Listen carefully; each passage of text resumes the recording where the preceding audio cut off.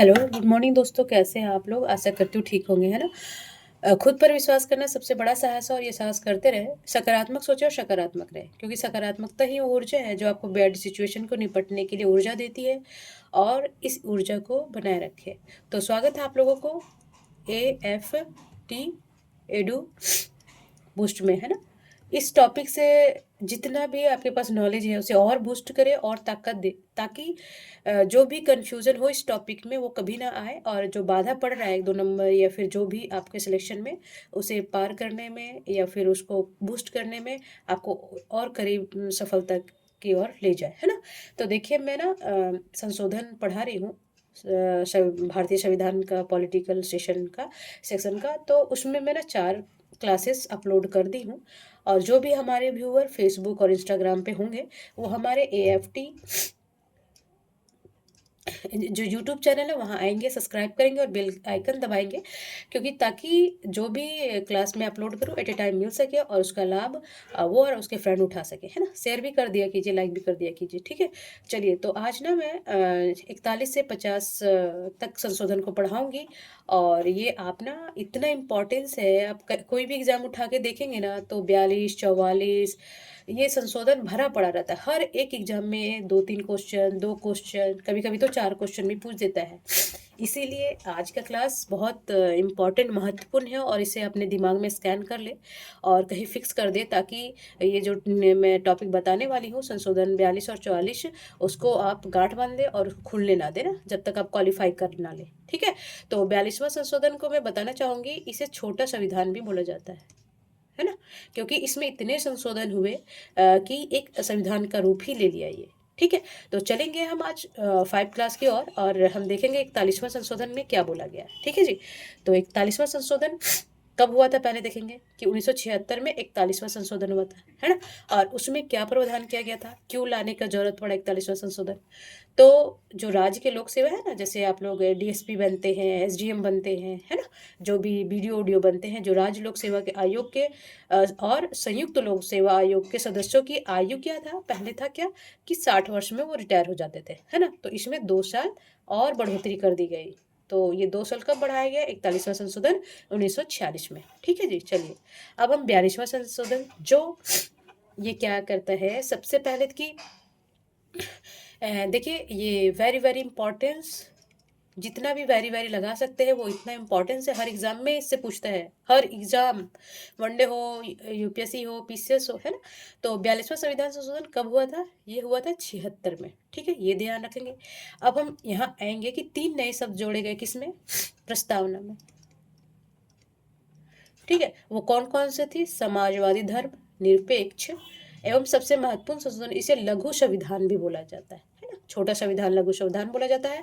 और अखंडता भी जोड़ा गया। कौन कौन से शब्द, कभी बहुत सारे एग्जाम में पूछता है कि जो अखंडता, समाजवादी, धर्मनिरपेक्ष, जो 3 शब्द जोड़े गए थे वो कौन से संशोधन के तहत जोड़े गए थे? तो 42वां, 1946, ऐसे भी पूछता है। और क्वेश्चन क्या पूछता है कि जो कौन 3 वर्ड 42वां संशोधन में जोड़े गए थे, या 42वां संशोधन कब हुआ था, ये भी बोलता है। तो क्वेश्चन कितना एक ही लाइन से पूछता है, इसलिए मैं बोलती हूँ कि इसको एकदम स्कैन कर ले दिमाग में, है कि नहीं? चलिए, अब आगे देखते हैं कि दूसरा क्या प्रावधान था इसमें। दूसरा था कि नागरिक द्वारा मूल कर्तव्यों को जोड़ा गया, नया भाग 4(1), है ना? देखेंगे आप, जब हम मौलिक कर्तव्य में पढ़ा चुकी हूँ, उसमें देखेंगे कौन सा भाग जोड़ा गया। तो भाग 4(1) आर्टिकल 51, है ना? तो 51 जोड़ा गया, तो वो मूल कर्तव्य जोड़ा गया, है ना? तो शुरू में 10 थे और लास्ट में फिर 11 और 1986 में जोड़ा गया 11वां, है ना? जो बच्चों को प्राथमिक शिक्षा माता पिता को देने का मतलब प्रावधान किया गया, है ना? तो मूल्य कर्तव्य ये स्वर्ण समिति के सिफारिश पे जोड़ा गया था, ये मैं बताना चाहूंगी। तो दूसरा क्या किया गया कि नागरिकों को मूल्य कर्तव्यों को जोड़ा गया, और नया भाग कौन सा? ये 4 का, और 4 में कौन सा है? DPS भी, है ना? राज्य के नीति निर्देशक तत्व। ये सारे क्लासेस में कर चुकी हूँ, आप देख लेंगे प्रीवियस ईयर क्लास जाके, ठीक है? हाँ, अब आगे और क्या किया इसमें संशोधन कि राष्ट्रपति को कैबिनेट की सलाह के लिए बाध्यता, है ना? जो कैबिनेट सलाह देगी राष्ट्रपति को, उसकी बाध्यता उसे मानना ही पड़ेगा। वो उसे नानुकुर ना कर सकते राष्ट्रपति जी की, अरे छोड़ो मेरा मन नहीं है, नहीं मानूंगा, है ना। तो ऐसा वो नहीं कर सकते, ये बाध्यता 42वें संशोधन में किया गया, ठीक है। और चौथा में क्या किया गया, प्रशासनिक अधिकरणों एवं अन्य मामलों पर अधिकरणों की व्यवस्था किया गया, ठीक है जी। चलिए, अब 5 में क्या गया कि 1971 की जनगणना के आधार पर 2001 तक की लोकसभा सीटों एवं राज्य विधानसभा सीटों को निश्चित किया गया, है ना। देखिए, जो 21 तक, जो 2001 का ये संशोधन 76 में हुआ था, है ना। तो जो जनगणना 1971 में हुई थी, जो जनसंख्या, क्योंकि देखिएगा कि लोकसभा और विधानसभा की सीटें जनसंख्या के अकॉर्डिंग बनाया जाता है ना, कितने सीट होने चाहिए, है ना। अभी तो देखिए 2011 में हुआ था, अब 21 में होना चाहिए था, आज भी रिपोर्ट नहीं आया जनगणना का, तो अभी काफ़ी बढ़ गया होगा लोकसभा का सीट ना। तो क्या हुआ था, 1971 की जनगणना में जो जनसंख्या थी, वो आधार को मान के चलते थे, वो 2001 तक आएगा ना, तो वो सीटों की संख्या वही रहेगी। ये संशोधन करके प्रावधान किया गया, ठीक है। चलिए, अब आगे और क्या था कि 6 में क्या था कि संवैधानिक संशोधन को न्यायिक जांच से बाहर रखा गया, है ना। जैसे कि संशोधन हुआ, है ना, तो न्यायालय में इसको चुनौती नहीं दी जा सकती, क्योंकि इसे 42वां संशोधन 1976 में ये प्रावधान हटा दिया गया जी। देखिए, यहाँ न्यायिक जांच से क्या किया गया, ये इसे बाहर कर दिया गया, ठीक है। चलिए, अब आगे हम देखेंगे कि 7 में क्या है कि न्यायिक समीक्षा एवं रिट, न्याय क्षेत्र से उच्चतम एवं उच्च न्यायालयों की शक्तियों में कटौती की गई, है ना। कि जो रिट जो हाई कोर्ट करता है आर्टिकल 226 के तहत, और सुप्रीम कोर्ट करता है 32, उसकी शक्तियों में कटौती करी गई, ठीक है। चलिए, अब आगे क्या बोल रहा है, देखिए, इसीलिए लघु संविधान बोला गया है, क्योंकि इसमें काफ़ी प्रावधान किए गए हैं, और ये बहुत इंपॉर्टेंस है, इसीलिए आप इससे बच के नहीं निकल सकते, ठीक है।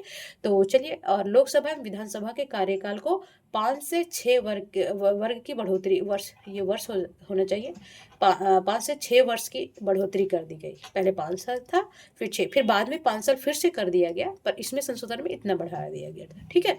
चलिए, अब और आगे क्या बोल रहा है कि निर्देशक तत्वों के क्रियान्वयन हेतु बनाई गई विधियों को न्यायालय द्वारा इस आधार पर अवैध घोषित नहीं किया जाएगा कि कुछ मूल अधिकारों का उल्लंघन हुआ है ना।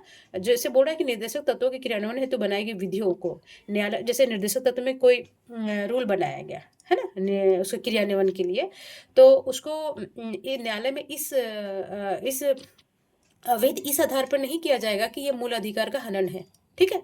ये प्रावधान किया गया 1942वां संशोधन 1976 में, ठीक है। अब आगे देखेंगे, देखिए, जब आप टर्मिनोलॉजी समझते हैं ना, तो कुछ भी बोलते हैं पॉलिटिकल लैंग्वेज में, तो हमें समझ में आ जाना चाहिए, है ना। और जहाँ पे लगता है कि आप नहीं समझ रहे हैं, तो मैं कोशिश करती हूँ उसको डिस्क्राइब करते जाऊँ, ठीक है जी। चलिए, तो 10वां में क्या बोला कि संसद को राष्ट्र विरोधी क्रियाकलापों के संबंध में कार्यवाही करने के लिए विधियाँ बनाने की शक्ति प्रदान की गई, और ऐसी विधियाँ मूल अधिकारों पर अप्रभावी होगी, है ना। देखिए, क्या बोला कि संसद को ना, मान लीजिए कि कोई राष्ट्र विरोधी है ना। मान लीजिए अभी जो वर्तमान में चल रहा है कि पाकिस्तान का जो मान लीजिए टेरर है, टेरर अटैक हुआ, ठीक है, तो उसको देशद्रोही घोषित करता है संसद।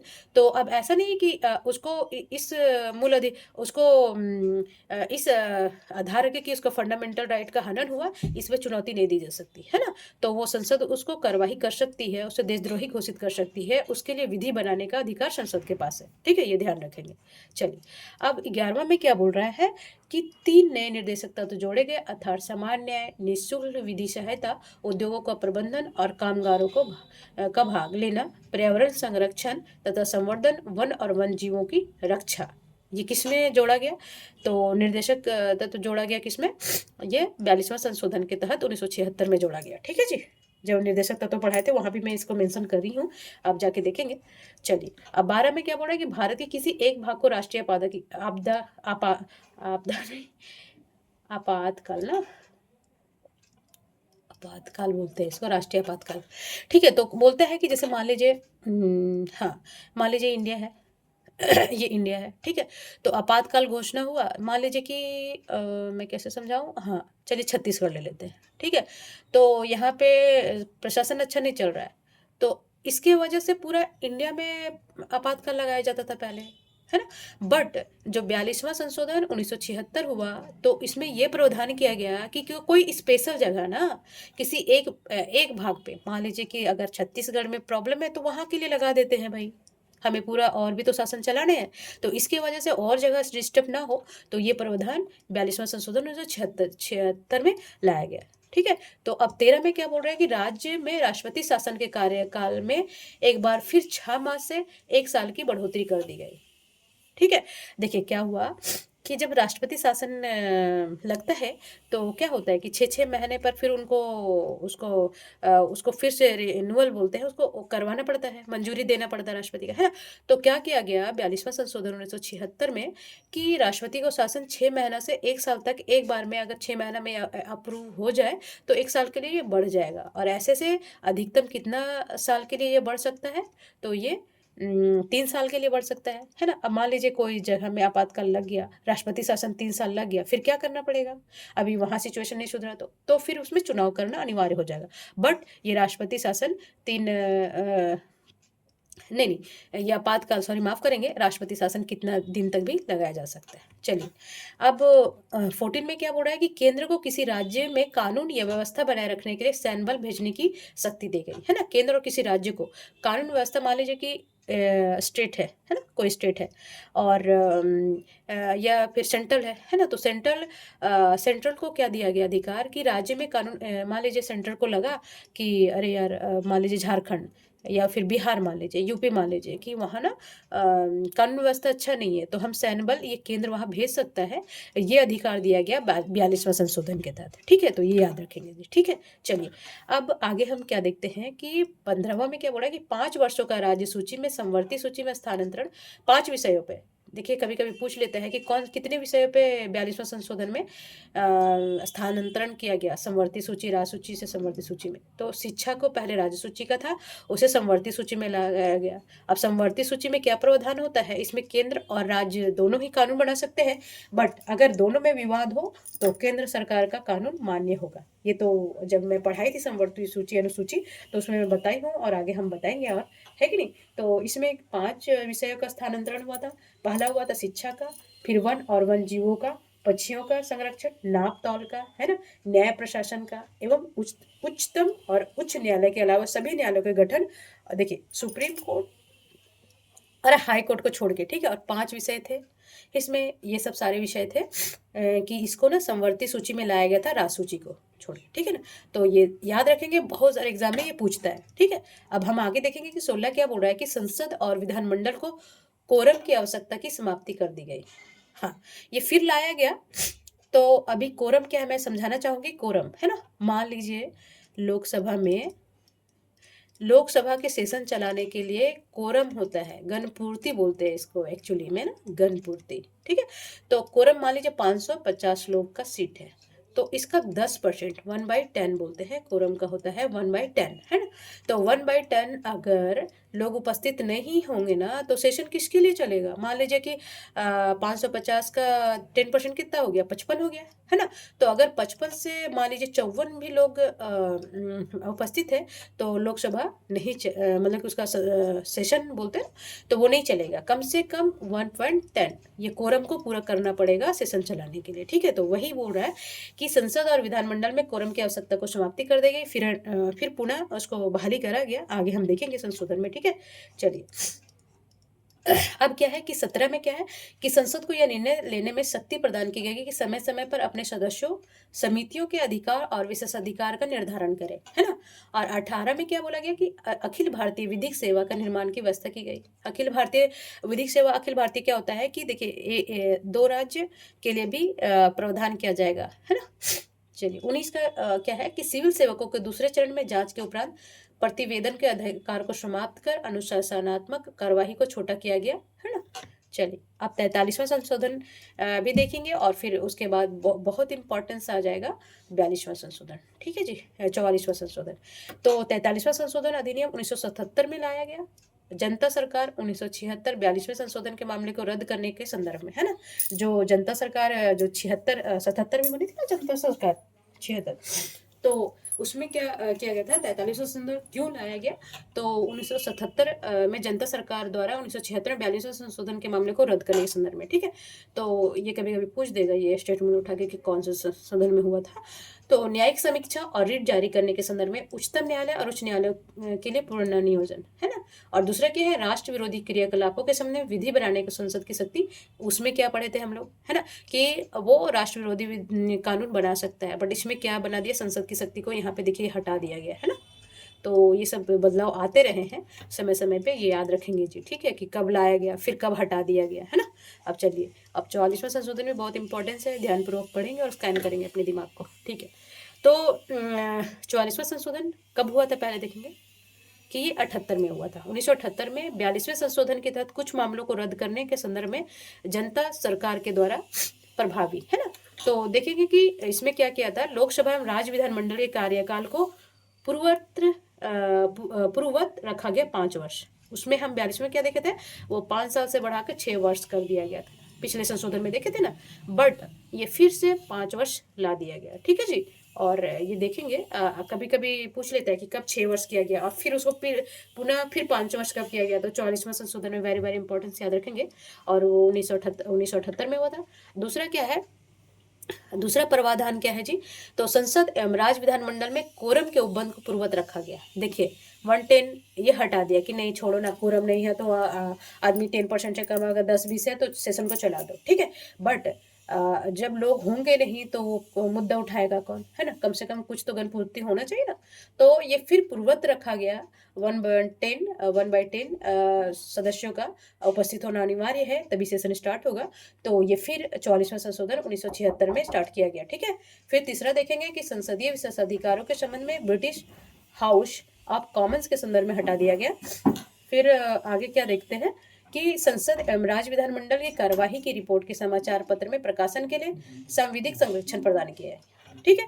आगे देखेंगे, हाँ, फिर देखेंगे कि कैबिनेट की सलाह को पुनः विचार के लिए एक बार फिर भेजने, देखिए कैबिनेट की सलाह को पुनः विचार के लिए एक बार भेजने की राष्ट्रपति की शक्ति, परंतु पुनः विचार देखिए कभी कभी क्या होता है, मान लीजिए कोई एक्ट बन रहा है, ठीक है, तो राष्ट्रपति को भेजा गया, है ना। तो राष्ट्रपति को लगा कि अरे यार नहीं, ये समझ में नहीं आ रहा है, हम इसको पॉकेट वीडियो के तहत या फिर अनिश्चित काल के तहत हम इसे निर्णय नहीं देंगे, है ना।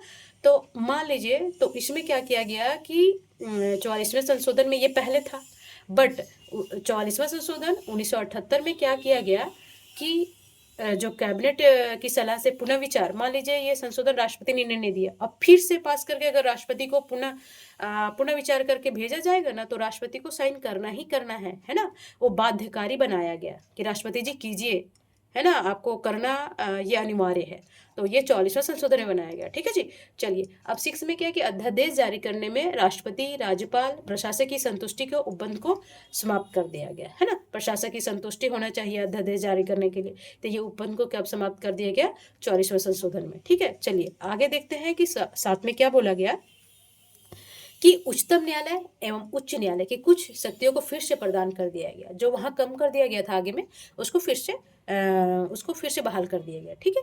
और 8वें में देखिए बहुत इंपॉर्टेंस है जी, ठीक है, ये बहुत बार बार पूछता है क्वेश्चन में कि आंतरिक अशांति के को हटाकर राष्ट्रीय आपात में आंतरिक अशांति के स्थान पे सशस्त्र विद्रोह शब्द स्थापित किया गया ना, कब किया गया था, किस संशोधन के द्वारा किया गया था। या फिर ये भी पूछ लेता है कि आंतरिक अशांति के मिलान करने दिया कि सशस्त्र विद्रोह, है ना।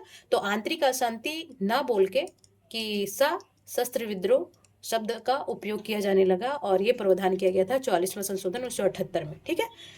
चलिए काफी अच्छे अच्छे बदलाव हुए उसमें, ठीक है। अब 9वां में क्या है कि राष्ट्रपति के लिए यह व्यवस्था बनाई गई कि वह केवल कैबिनेट की लिखित सिफारिश पर भी आपातकाल घोषित किया गया। पहले वर्बली होता था, कोई रिकॉर्ड नहीं होता था कि चलो आपातकाल है तो कैबिनेट अप्रूव दे दिया तो अब मान्य है। बट जब 44वां संशोधन हुआ उसमें क्या बोला गया कि राष्ट्रपति का लिखित होना चाहिए, कैबिनेट की लिखित सिफारिश पर ही आपातकाल राष्ट्रपति लिखेगा, ऐसे नहीं कि हाँ अप्रूव हो गया कि नहीं, लिखित भेजेगा तभी आपातकाल की घोषणा राष्ट्रपति के द्वारा की जाएगी, है ना। चलिए आगे देखेंगे कि राष्ट्रीय आपातकाल, आपात और राष्ट्रीय शासन के मुद्दे पर सुरक्षा की दृष्टि से कुछ और व्यवस्थाएं बनाई गई, है ना।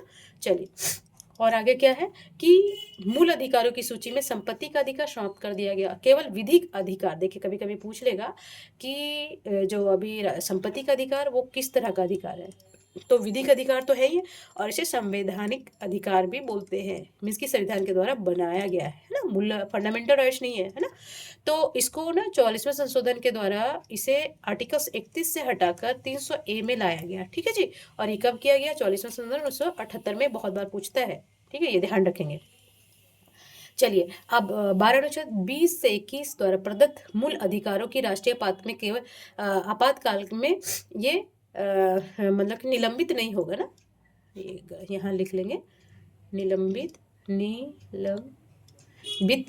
किया जा सकता, है ना, नहीं किया जा सकता, केवल नहीं है, निलंबित होगा, यहाँ पे सुधार लेंगे जी, ठीक है, केवल नहीं निलंबित नहीं किया जा सकता, ठीक है।